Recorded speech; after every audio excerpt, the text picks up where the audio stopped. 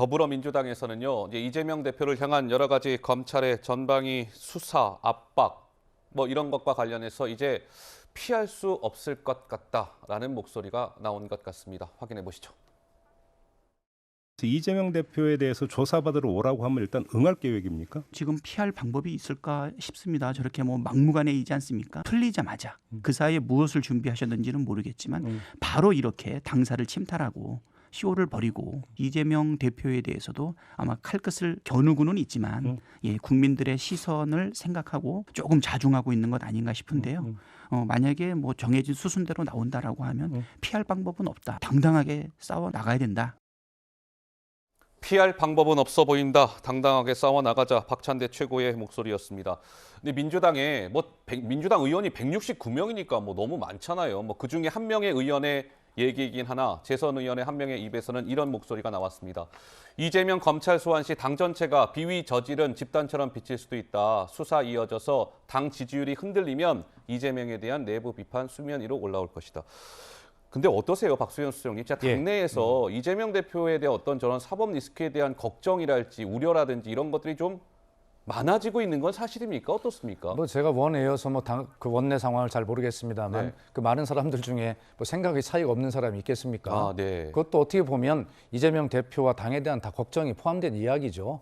그러나 거듭 말씀드립니다만 민주당의 입장에서는 이것이 이재명 대표 한 정치인 개인을 방어하거나 보호하는 것이 아니라 네. 아까 제가 계속 말씀드렸듯이 검찰 수사의 뭐 형평성의 문제라든가 그다음에 증거에 의해서 이야기하지 않는 이런 부분들이 결과적으로 민주주의의 위기를 가져오는 것이라고 생각하는 사람들이 있는 것이죠. 그래서 민주당으로서는 이재명 대표 개인의 보호라는 그런 차원보다도 무너지는 민주주의를 지켜야 된다는 생각을 하는 사람이 많이 있는 것이고요. 네네. 그리고 또 한 측에서는 자 그렇다면 어차피 이런 구도는 법대로 원칙대로가 이기게 돼 있는 것 아닙니까 일단? 예. 그러나 저는 이재명 대표와 민주당이 국민을 믿어야 한다고 생각합니다.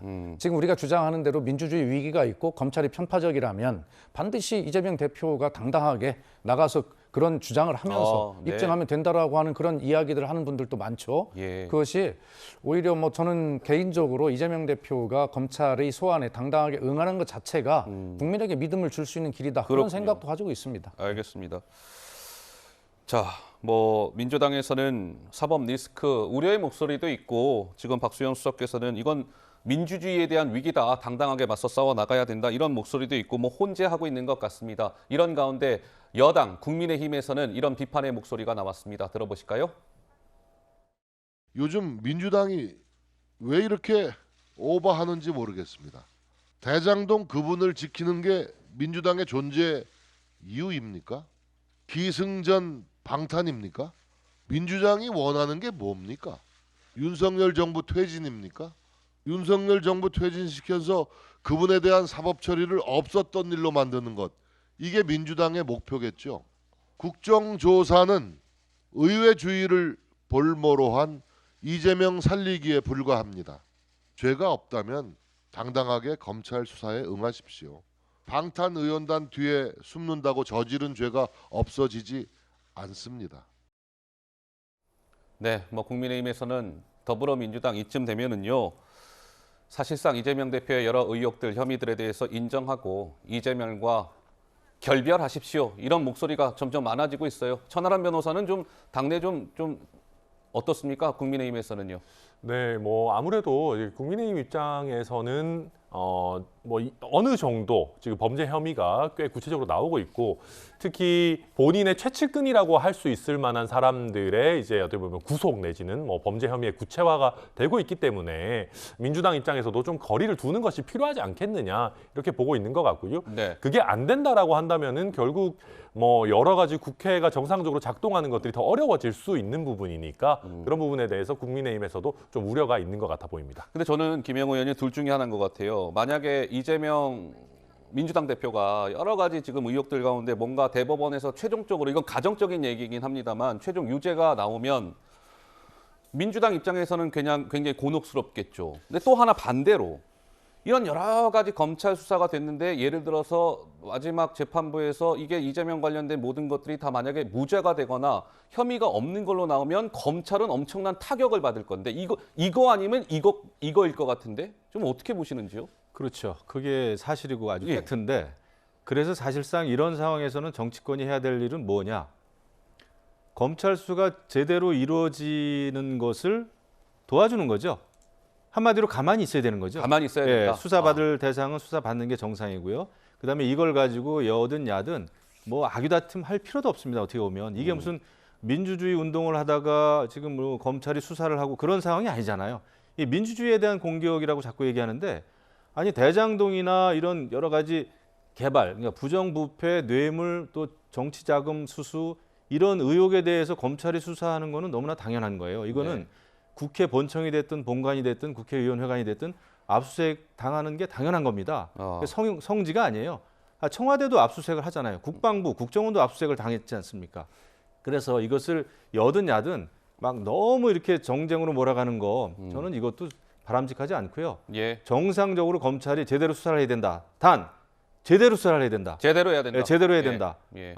저는 뭐 정말 정치적인 수사라는 오해와 그런 비판을 받지 않으려면은 예. 정확하게 근거에 의해서 수사하는 것이 맞다. 그다음에 결정에 대해서는 다 인정하는 게 옳겠죠. 제가 알겠습니다. 짧게만 붙이면 제대로 수사해야 된다는 김영우 의원님 말씀 동의하고요. 그러면 아까 제가 말씀드린 대로 같은 대장동 사건인데 왜 50억 클럽에 대해서는 아무런 수사도 하지 않고 검찰이 지금 제대로 하고 있는 겁니까?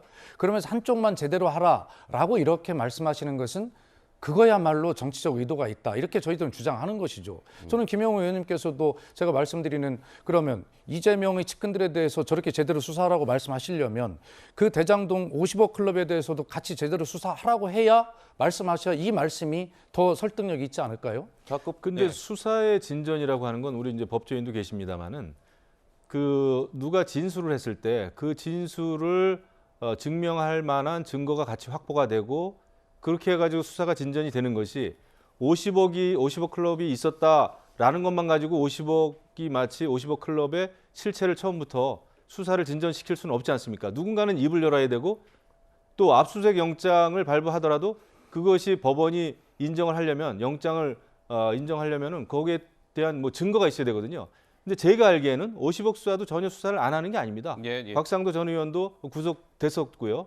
하지만은 거기에 대해서 수사를 뭐 없는 수사를 정말 뭐 있는 것으로 할 수는 없지 않습니까? 예. 그래서 저는 일단은 검찰 수사를 믿을 수밖에 없다 이렇게 네. 생각하죠. 알겠습니다.